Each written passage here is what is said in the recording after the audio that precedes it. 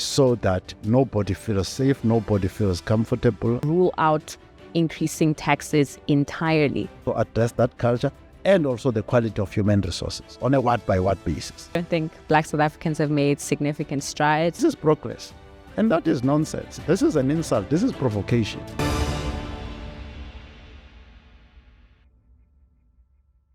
Hello, welcome to the State of the Nation podcast. I'm going to be your host for today. My name is Makoniwa Ramaja.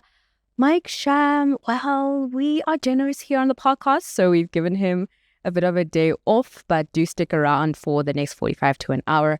My guest and I promise to make it a riveting conversation. In fact, he is a friend, familiar face to the podcast, governance and political analyst, Mr. Sandile Swana. Dr. Swana, welcome back. Good to see you again. Thank you, Makoni. Glad to be here. So much has happened since you were last on the show in January. We've had an unprecedented attempt to table a budget. So it wasn't just a first or a second. We're now well onto our third attempt at having a budget. We are now in our third month of not having one. What do you make of those runctions in the government of national unity at present? As a citizen of the Republic of South Africa, a believer in democracy and plurality of views, divergence of views, competition of views, I'm actually very pleased about the developments that have happened in the first, call it 5 months of 2025, and also around the budgets. The fact that the two biggest parties were able to debate. We've seen the contributions from the smaller parties, the likes of Songezo Zibi, the likes of Herman Mashaba coming in. And I've also liked the input from the ACDP questioning the quality of the research behind the 1.9 GDP growth rate that Godongwana put in the budget, which is actually the foundation of the budget.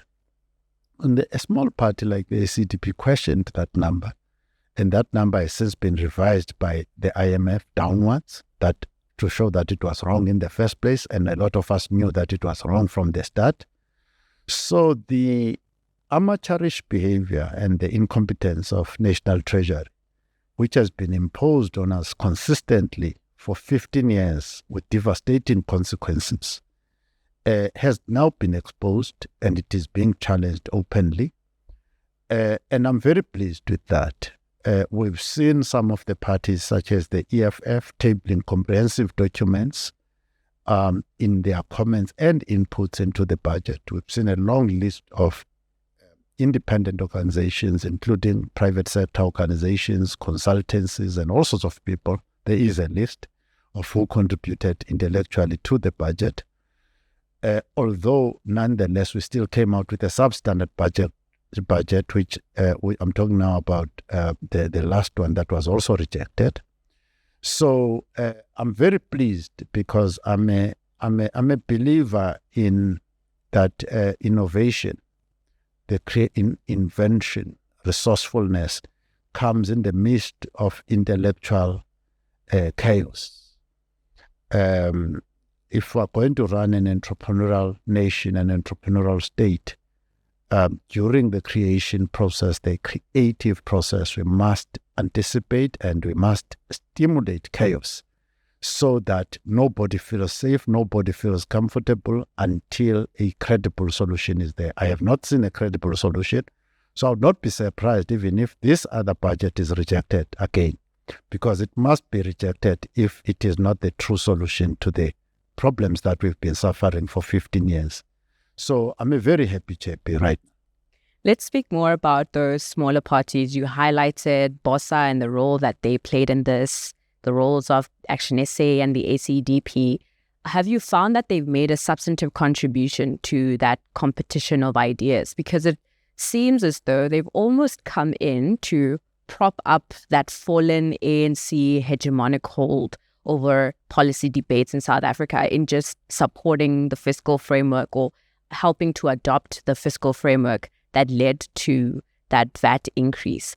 What do you have to say about their role in all of this? Has it been, you've highlighted ACDP exposing that initial growth rate that was tabled by the minister as highly unlikely, and that it's subsequently been revised by the IMF. But when you look at your action essays, your even IFP, it's more established than the others. Your BOSAs and RISE, they haven't necessarily come up to challenge in a way that's substantive through the budget, the ANC stronghold over policy discussion. I think there are things we must not confuse, because obviously there's other misbehavior on the part of the two biggest parties that could create that impression that the smaller parties supported the wrong thing. First of all, we must accept that on the day that the fiscal framework was approved with a majority, the majority of the parties, including those like Herman Mashaba and them that voted with the ANC, were actually against the VAT increase. So the ANC and the IFP, specifically those, were actually the ones who were supporting the VAT increase. These ones were supporting the movement forward of the budgeting process so that in the next 30 days, it can be changed. Now, them and their lawyers and whoever else was involved in that process had not read the law properly to know that actually the changes that were needed to be done before the fiscal framework is. So in other words, the 30 days, the work they wanted to do in the next 30 days, they should have done it on that day or postponed by 15 days and then vote, so that the fiscal framework that is voted doesn't need a court order like it ended up needing a court order. So, there were mistakes that were made. So let's forget about the mistakes. I was once fired by a lawyer because it turned out that I'm now giving legal advice to the lawyer myself. It was not clear who's the client. So the law is a complicated thing. It's not easy. So we can forgive them for making that error. They made the error, but they never supported the VAT increase politically. Now, Songezo Zibi and others. Patriotic Alliance. No, I don't want. There are others that I don't mention intentionally. So there are people who are not contributing to the intellectual life here in South Africa. Patriotic Alliance is one of them. I don't see them as a intellectual contributor. These are political opportunists, but unfortunately you brought them up, I did it. So, so there are people who, then the second mischief that was there, because I'm trying to clarify what happened. The second mischief that was there was that the DA had no business bringing in legislative issues, such as saying that if you rescind in some way or amend in some way the NHI, the expropriation bill, we will concede to the VAT increase.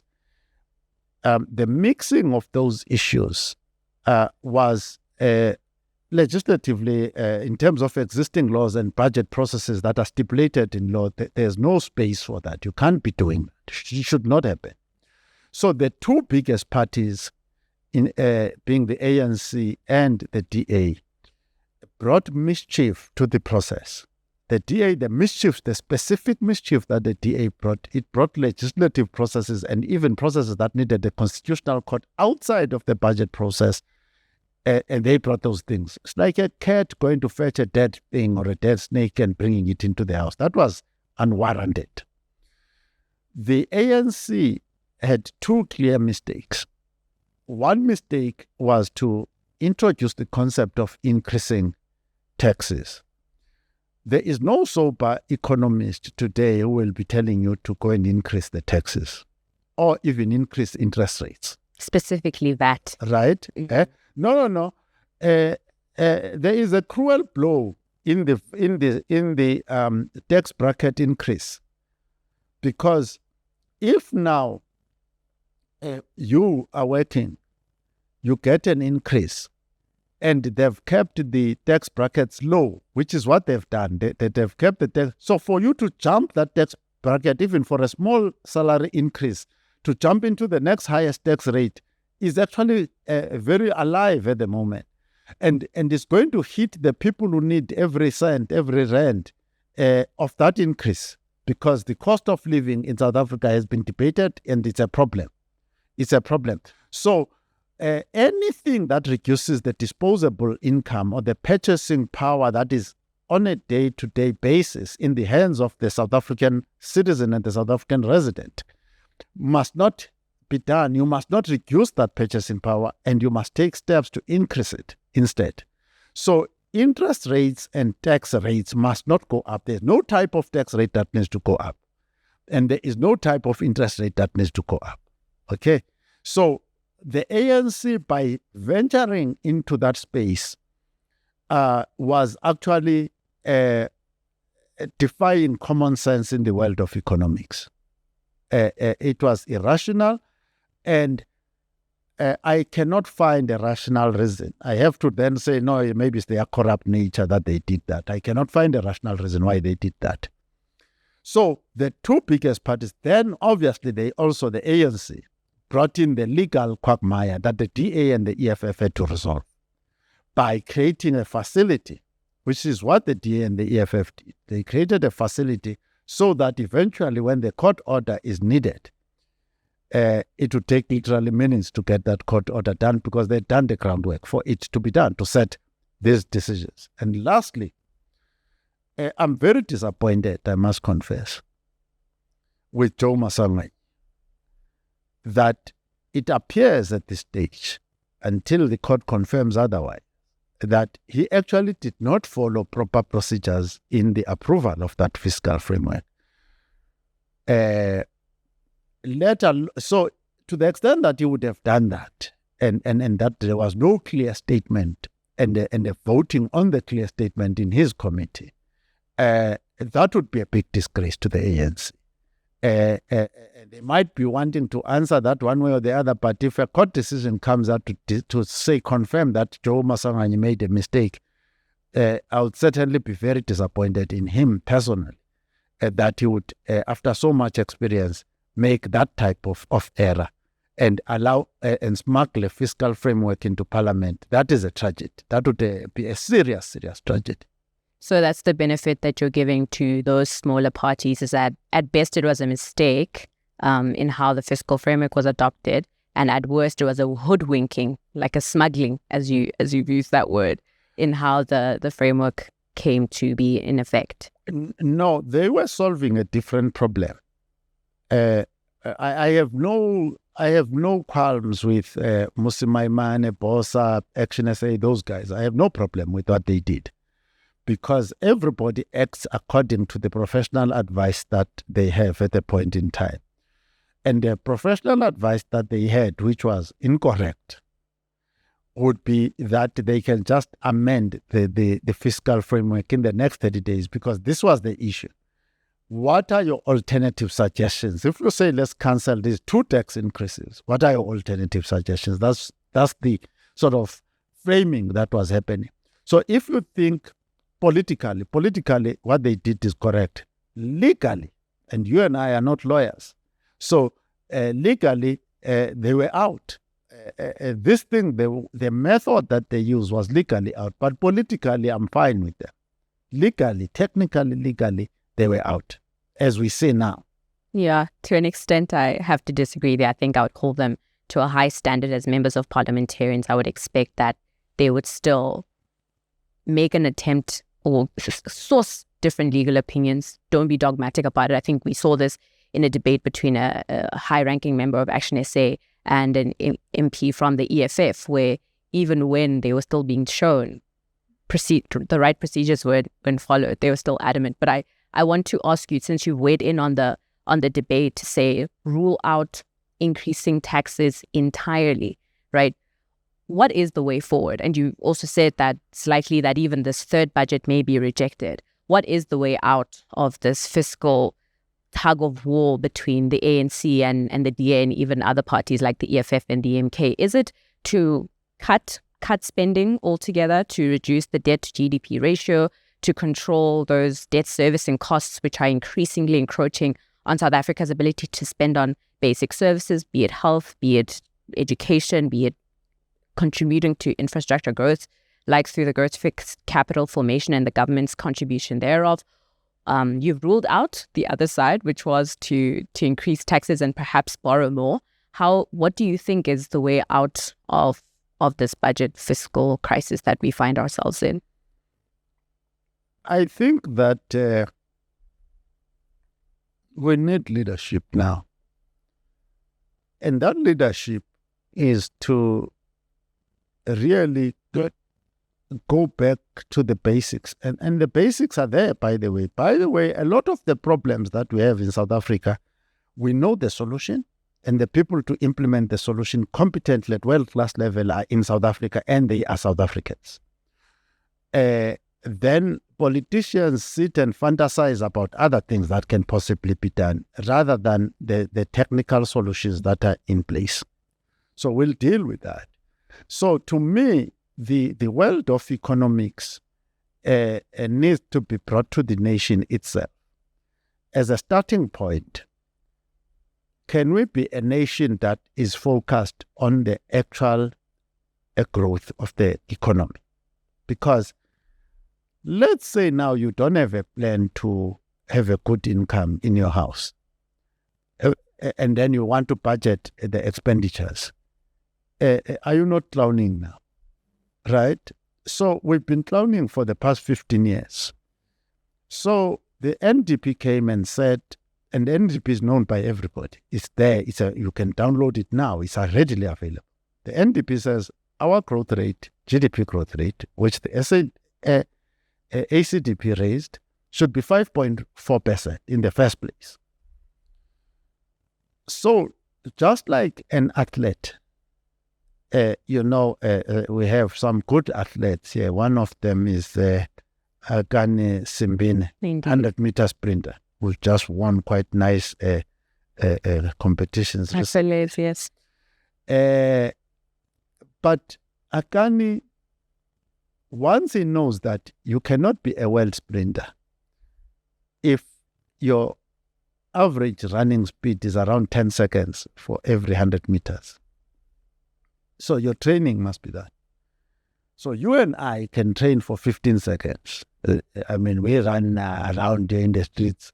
There's no consequence to our running. But if we are going to be a world-class sprinter, 10 seconds and below is all right. But to get there, it's very demanding.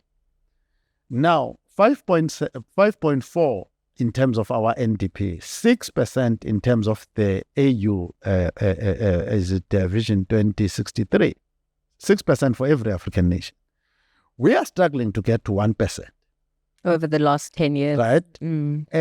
So we need to have an honest discussion. So if it was about athletics, we have to ask, should we be eating these fat cooks? Are these fat cooks helping us to get there? So there are certain habits in South Africa that are enhancing our non-performance because we are not, first of all, targeting growth completely.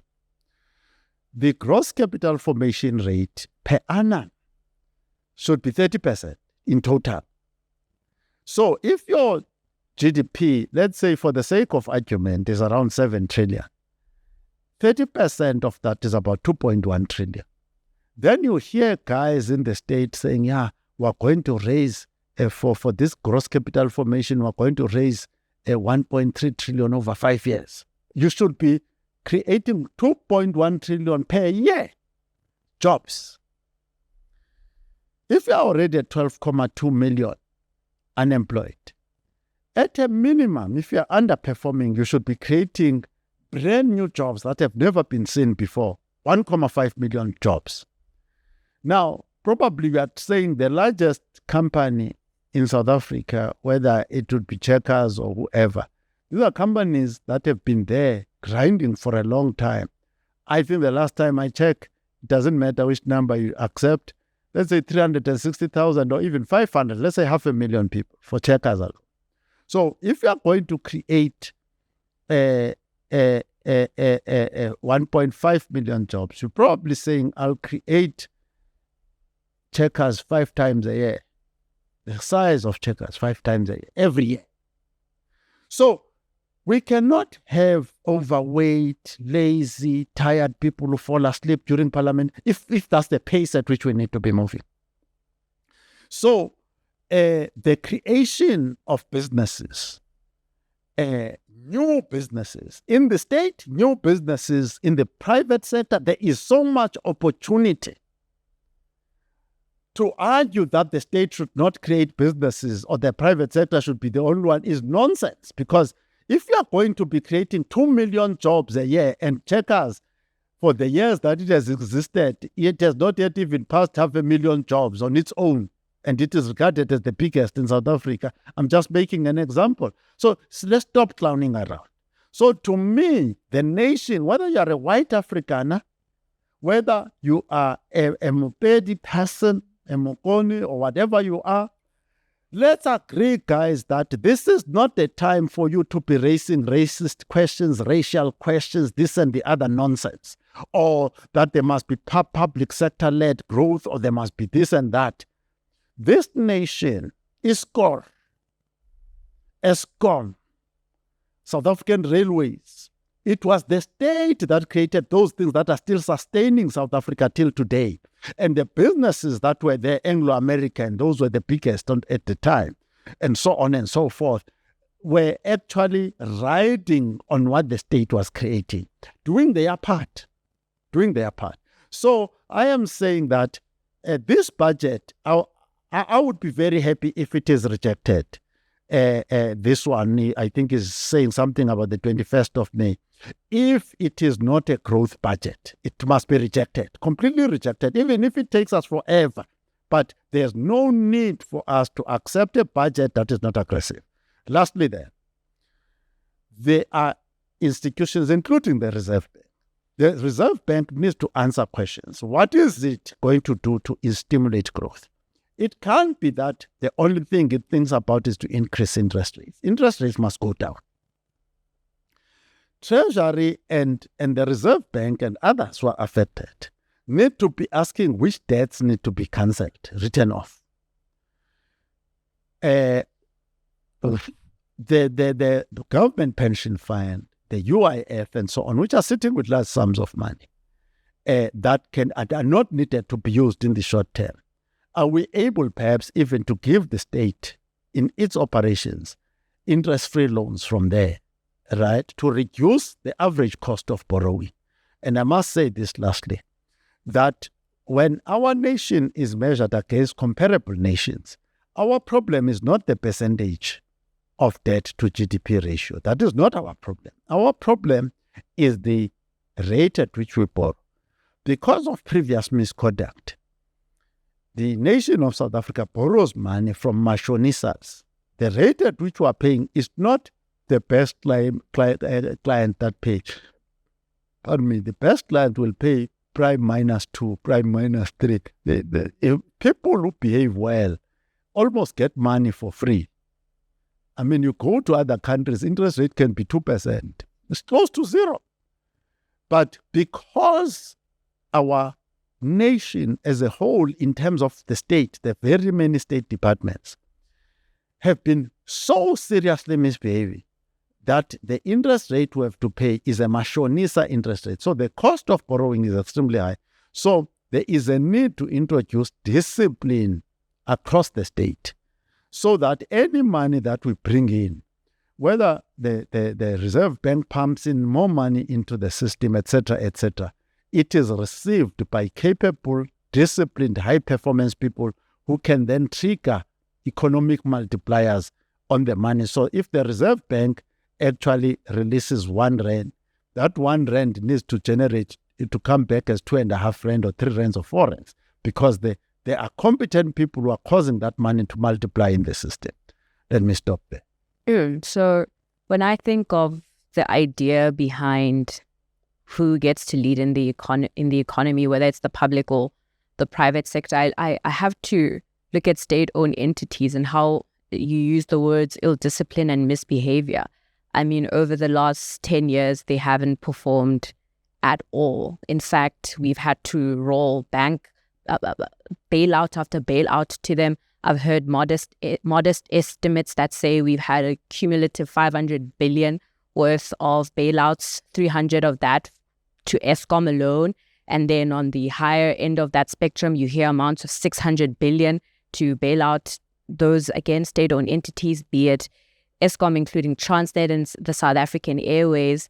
And then in addition to that, when I think using taxpayer pensioners' money to fund those companies, I shudder. I fear, because not only have those companies not performed, but taking money from pensioners and trying to grow investment so that we can get out of the rut, whether it's giving Transnet so that they can get more locomotives so that we can rail more goods, or it's giving Eskom so that it can increase its capacity and ability to produce electricity.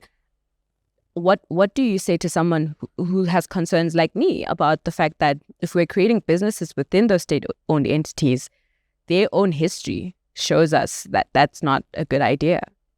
Every business needs a world-class video to show to your clients and prospective clients. When the Stream-In team isn't filming the state of the nation, they are producing those world-class videos for companies just like yours. They have got all of the equipment, drones, microphones, whatever you need, and the technical know-how to film a proper video for your company. Visit their website. You must remember that there are no blank pages in history. All right? This is my 6th decade in South Africa. I used the buses of the South African Railways to go to the Eastern Cape in the boarding school using railway buses. I've used the trains from here to the Eastern Cape. I've used the trains from Mansfield in Soweto to Johannesburg. I've used trains from here to Benoni. It never occurred to me that I stayed in Braamfontein throughout my student life. There's a Braamfontein station, big one, and Park Station nearby. Those things were running like clockwork. So the idea that Transnet and PRASA are total basket cases is a fresh idea, totally fresh. To bear in mind that I'm looking at it from 6 decades, right? Now, there are people who have entered the state to commit crime in the state on a daily basis, and they are being channeled through Lutuli House, through the ANC.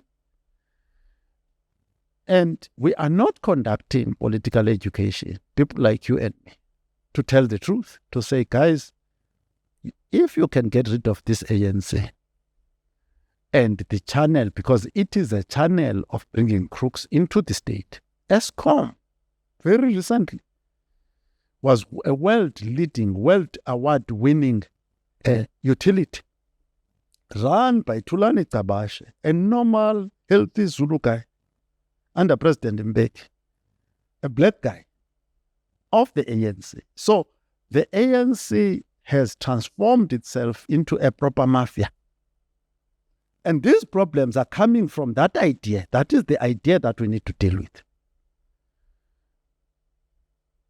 There are people who, elders in South Africa, let alone the fact that they were white at the time, who sponsored this young man Van der Bijl to build Isco, to build all these companies, to build Sasol, to build these companies, right? And I'm not just talking about Van der Bijl alone here, right?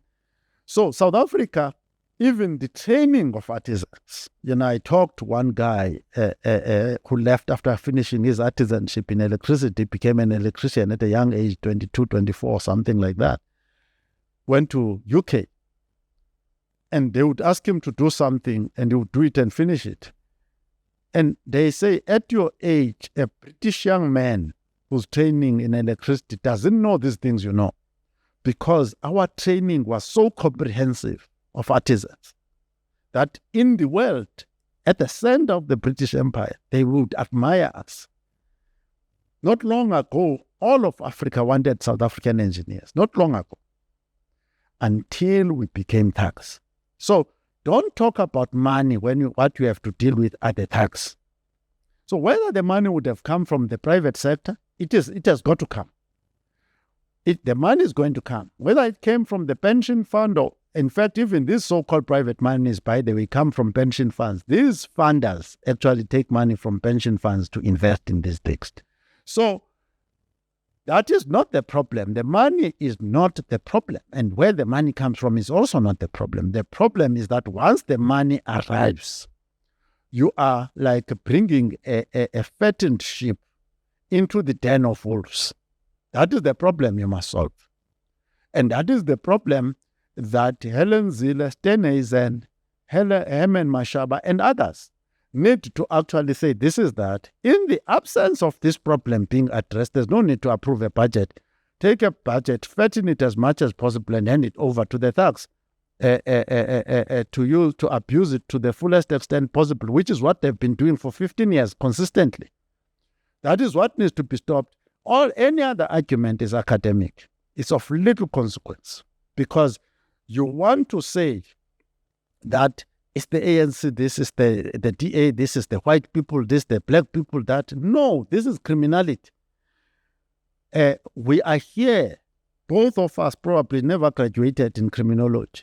But when we are discussing South Africa right now, the people who should be discussing South Africa and solving the problems are the criminologists, because this South Africa is a crime scene. It is a crime scene indeed. I'm keen to pick your brain on the local government elections that are coming up. I'm sure we're less than a year and a half away from that. And where you think, or how you expect parties to perform in that. I'm looking specifically at parties like the MK. I recently saw a LinkedIn post by Marius Ruiz from the IRR, where he was documenting how each party has performed in by-elections since 2021. You have parties like MK and PA, the Patriotic Alliance, gaining 6 wards, right? And you can't even say with the MK that this is since 2021, because they just celebrated their 1-year anniversary in December. So in a fairly short amount of time, they've been able to gain 6 wards. There are some dodgy ways in how some of those wards were acquired. You may remember in the early stages that it would be an ANC councillor who would quit, and then in the next trigger by election, and then run as an MK councillor. But still, I think the acquisition of 6 wards from nothing in a year and a half is what a performance. You have results from the ANC. I think they've had net losses of about over 30 wards, meaning since 2021. They've gained some, they've lost some, and if you do the math, they've effectively lost over 30 wards. I think the DA has gained some, and I believe the EFF has also gained 9 wards, despite the idea that the EFF doesn't do well in by-elections. I think they're showing if you look at the numbers, it may be that they perform very well. How do you expect these parties to perform in the upcoming local government elections? Obviously, I have not yet started that work that Marius, your colleague, is doing, of analyzing those statistics to that level of depth. I expect MKP to continue cannibalizing the ANC, to strip the ANC a little bit more.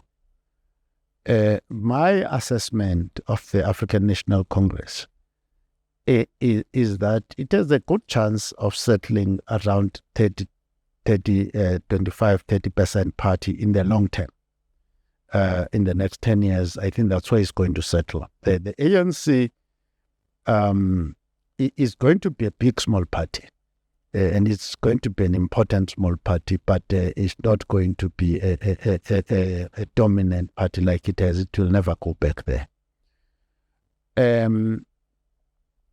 The MKP itself, in the next election, I expect them to gain a lot. And unfortunately, in the main, I expect them to gain at the expense of the African National Congress. Specifically, I expect them to inflict telling damage on the African National Congress. Those are the 2 parties that are of interest. The DA and the EFF, which are also part of the big 4, if my calculations are correct, I expect them also to show steady growth. I don't expect too much drama and improvement. And it's a problem because the culture of criminality and non-performance affects everybody, by the way. I'll give you an illustration, 2 illustrations. Tshwane has been a mess now for a very long time. And unfortunately, in taking over Tshwane, the DA took reputational risk. Now, Tshwane is being used as an example where the DA made a mess. I think it was this past weekend where Lesufi went to town about how the DA made a mess there. So when you go to do a rescue, like if you are going to rescue someone who's drowning in the ocean, you need to be careful that you don't drown with them. So the DA took the Tshwane, and there will be many places where even the Freedom Front Plus started chasing them away in some places, and so on and so forth. So now that there's a mess across the country, as you move in to try and say you are the one who's solving the mess, you are also going to get damaged in that process, and the DA is picking that up as well. So that is another constraint that the DA, apart from other political mistakes that they can make and damage their publicity and how they are perceived in the community and so on and so forth. So to me, those are the issues. We can see that the EFF has got a long journey to rebuild in KZN, but I think in the other provinces, they still continue to do well. And it's about having the correct quality of people running the ward properly, ward by ward. You must be strong ward by ward. And the DA, to a degree, has done that. Then the second example, to come to this point of the wards, I live in a DA ward. I've always lived in a DA ward in this democracy. So the problem is that you can be in a municipality, number one, that has a long history of substandard performance. Even when the DA came in, they did win, they did get to control council for a period in my case, and my ward was still in the DA, but I still never got the service. I'm still not getting the service. I still have a DA councillor, a very good community worker who became a councillor, but was still not getting the service. Because this culture of indolence, which is laziness, culture of negligence, where a dereliction of duty, it's a culture. It's there in Mogale City.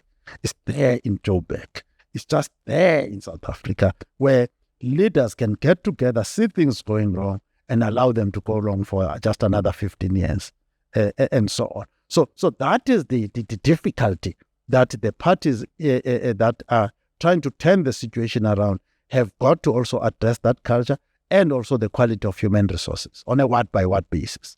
I would add the culture of sabotage, right, where you'll have a DA or EFF councillor, but because it's an ANC-led municipality, they make it extremely difficult to cooperate with that councillor.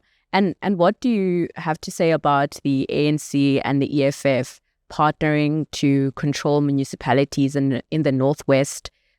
They've stated that they'll be going in to govern some of the municipalities. They even ones where they previously or currently hold majorities. So even if the ANC is above the 50% mark or the EFF is above the 50% mark, they've said they want to join hands with the ANC there to stabilize so that when votes are cast and certain members are missing in council, they can still get their policies pushed across the line.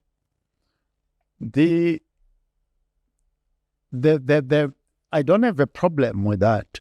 And maybe let me make this point, that the point that I made earlier on, that my view right now, going for the next 10 to 20 years, it's like we need to get to politically now, like an operating system. You see, like your phone, for instance, might be an Android or an Apple, but if we just leave the Apple aside for a moment, but if you look at Android, if I have a Samsung, your phone doesn't have to be a Samsung to be an Android. right? Mm-hmm. So Android has got so many brands on Android. So if we can have a political operating system that is like an Android, where the Freedom Front Plus, the EFF, the ANC, the DA, everybody says, guys, we can argue about everything else. But when we argue, the electricity must be on. When we debate, the sewage must be moving. When we debate, the water must be there consistently. Are you getting me? That there must be a level below which we don't fall. So if there are going to be rebels, for instance, the reason why people would not turn up into an ANC council meeting could be for personal interest, right? That they are pushing a private agenda that is not actually in the interest of the citizens and the residents of that municipality. So you don't need the political majority to say, guys, whatever we do, if we are going to be viable as a political class, a ruling class, there are certain things that must not go wrong. When we talk now even to our kids, even grandchildren for some of us, our children are getting used to something we did not know growing up, this thing of electricity going out. I studied and finished 5 degrees without electricity going out, right? Now, my children could not do that. And my grandchildren, it is a non-start. No, certainly. The idea that politics must be stabilized despite those differences. And let's conclude with your thoughts on the GNU. It seems to be teetering by, but every other policy discussion seems to be apocalyptic. It just defies the thing you're saying about plugging in and not going beyond a certain level. Where do you stand today on the position of the GNU and whether it's stronger today for some of the discussions that it's had, be it expropriation, BELA, now the VAT and the budget, or is it weaker as a result of those explosive policy discussions? I think that the GNU, there are people who looked for different things about the GNU. The credit that I can give to the GNU is its existence. My estimates at the time when it was being formed was that it was going to implode and get finished in December last year. So I'm several months out. So my prediction didn't work on that occasion. So the glue, to my mind, that holds the GNU together, especially the DA and the ANC, because that's what this GNU is about. It's a grand coalition of the DA and the ANC, and it's not just the glue, but the welding of this is the Business Unity South Africa, BLSA and B4SA. So big business determines what happens. So you are told to stay and you stay. So the DA can have all kinds of protests and ructions, but the question of whether they leave or they don't leave is determined in business. The same goes for the ANC. So that to me is going to hold until 2029. There's no problem with that. The performance of the GNU, we all agree that the economy under the GNU is going nowhere. It's a disaster. It's a failure, and the budget that they tabled, whatever they want to say about it and want to blame anybody about it, all of them put together, they've not tabled a growth budget, which is needed.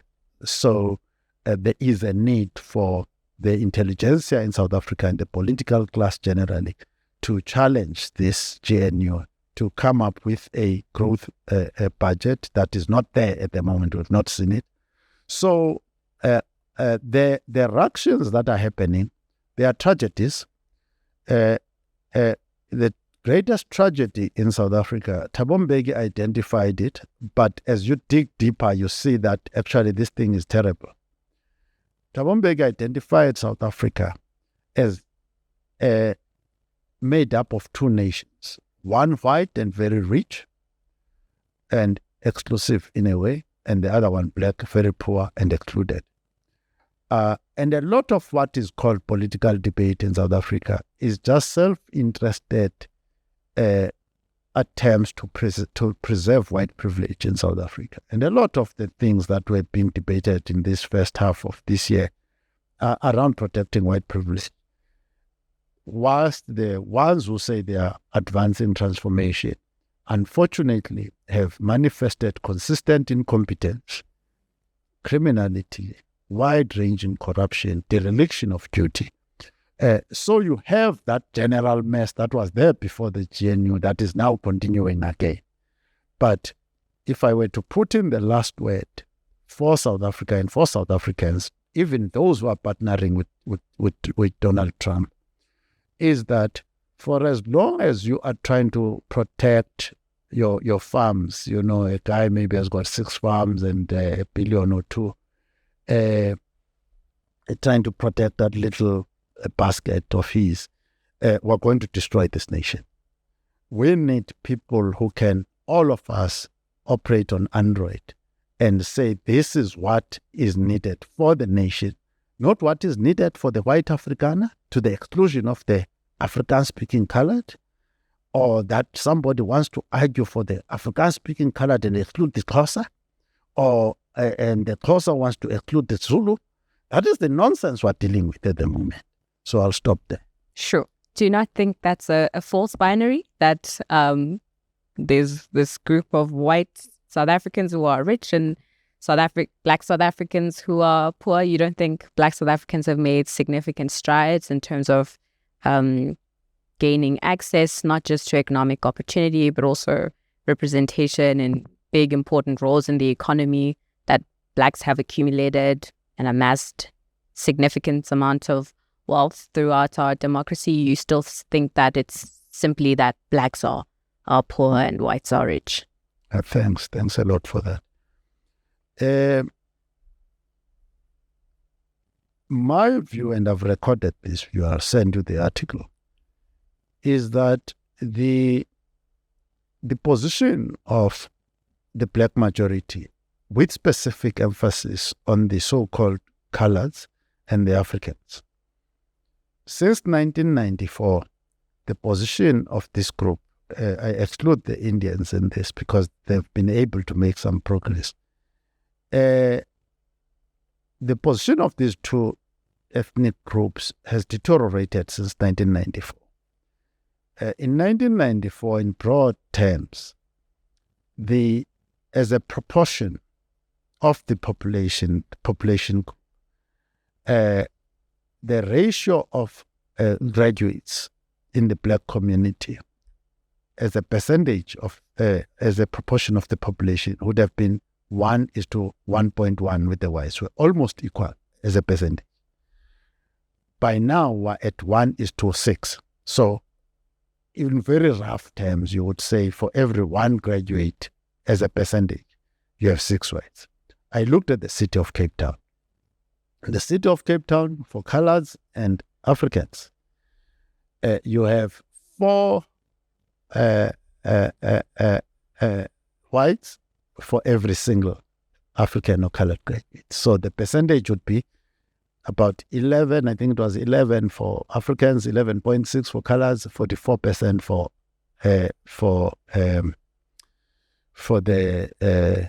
the whites. So when you go to other categories of wealth, for each educational level and each age group, so if you take on average a white MBA versus a Black MBA, on average, the Africans and the coloreds will have about 5% of the wealth. So if I take my children who are born free, and I take white children of the same age, went to the same schools as them, the wealth of my children will be on average 5% of what their white counterparts actually have. And that is credited research. It's there, it's recorded. Now, let me then talk about this issue of saying, have the Blacks improved in this period? There are things that people actually overlook. And some of the people think that their experience is the average experience, and it's not. As an example, my mother was a fully qualified nurse, right? Professional nurse. My father was a Wits MBA, right? By the time he had to go to retirement, he was running a multi-billion rand finance corporation in South Africa as a black man under apartheid, right? So for some young men, black young men, to say this thing happened because of the ANC, that a black man can be the CEO of a multi-billion rand corporation, it was already happening under apartheid, right? I was an Anglo-American student at head office, right, to study IT there. My first degree was in software and economics, but the reason why I went to university was to study software. So we're studying those things. We're exposed to computers. Under apartheid, I had a company car. I had my own 3-bedroom townhouse, etc., etc., etc. Those things were actually taking shape, right? It was happening. So a lot of our contemporaries went overseas to study and all sorts of things. So you don't then say, you go and fetch somebody from some obscure village and say, yeah, this was a big improvement. Those big improvements were also happening under apartheid. So what we're talking about now is the massification of wealth, right? To say the average black person is fully financially independent. And that one nowhere near that. When you look at the studies at UCT of financial precarity, a lot of these people, they miss a salary for 1 or 2 months or 3 months, they are bankrupt. You see? So if I sit here, I need to know that even if I don't work for the next 60 months, my family will not serve. Right? So you guys talk about, yeah, you said the 350 grand was not there under apartheid. Now black people get the 350. You see, this is progress. And that is nonsense. This is an insult. This is provocation. Thank you. Thank you so much, Mr. Swana. A very nuanced discussion. I would like to continue with it in future. Unfortunately, we've come to the end of the show. That was it from me and my guest, Mr. Sandile Swana. When he speaks, people drop everything and they listen, and I'm sure you've done the same for this a renowned political and governance analyst in South Africa. If you haven't already, subscribe to the channel, like the video, leave a comment. I'm sure you've noticed Mike tends to continue the conversation there as well. That is it from me. Thank you and goodbye.